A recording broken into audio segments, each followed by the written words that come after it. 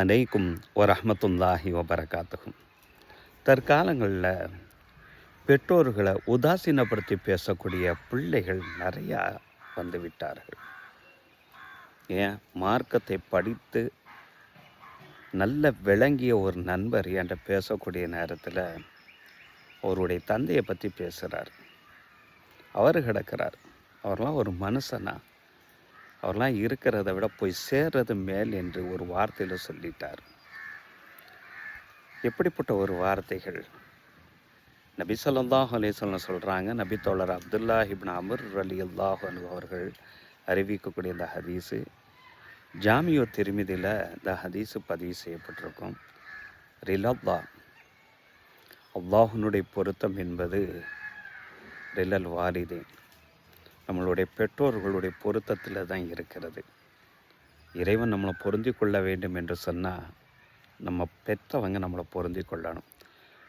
சகத்தில் அல்லாஹ்னுடைய கோபம் என்பது சகத்தில் வாலிதேன், பெற்றோர்களுடைய கோபத்தில் இருக்குது என்று நபி ஸல்லல்லாஹு அலைஹி வஸல்லம் சொல்கிறாங்க. இந்த மாதிரி உண்டான அந்த வார்த்தைகள் அந்த பெற்றவங்க காது வட கேட்கக்கூடிய நேரத்தில் அவங்களுடைய மனக்குமரல்கள் எப்படி இருக்கும் யோசித்து பாருங்கள். இதில் ஒரு படி மேலே ஒரு தந்தையினுடைய நிலை ரொம்ப மோசம். எந்த ஒரு முடிவாக இருந்தாலும் தன்னுடைய பிள்ளைகளுடைய எதிர்காலத்தை வைத்து முடிவு எடுத்த அந்த தந்தைக்கு இறுதியாக அந்த தந்தைகிட்ட ஒரு ஆலோசனை கேட்பது கூட தற்காலத்தினுடைய பிள்ளைகள் தயாராக இல்லை. அவர்கிட்ட போட்டு என்னத்தை போட்டு கேட்டுக்கிட்டு நபி ஸல்லல்லாஹு அலைஹி வஸல்லம் மட்டும் ஒரு ஹதீஸில் சொல்லுவாங்க. நபித்தோழர் அபூ ஹுரைரா ரலியல்லாஹு அன்ஹு அவர்கள் இந்த ஹதீஸ் அறிவிப்பாங்க. சஹீஹுல் புகாரி முஸ்லிம்னு அந்த ஹதீஸு பதிவு செய்யப்பட்டிருக்கும். லா தரகப நாபாயிக்கும், உங்களுடைய பெற்றோர்களை நீங்கள் புறக்கணிக்காதீர்கள் என்று சொன்ன நபி ஸல்லல்லாஹு அலைஹி வஸல்லம் ஒரு வார்த்தை சொன்னாங்க.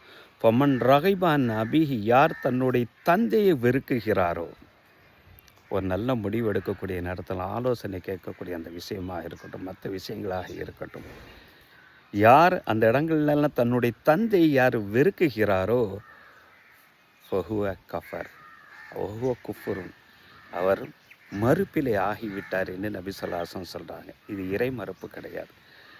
ரசூல் ஸல்லல்லாஹு அலைஹி வஸல்லம் சொல்கிறதுனுடைய வார்த்தை, அந்த தந்தையின் மூலமாக இந்த பிள்ளை பெற்ற அனைத்து விதமான நேமத்துகளை மறுப்பதற்கு சமம் என்றார்கள் நபிகள் நாயகம் ஸல்லல்லாஹு அலைஹி வஸல்லம்.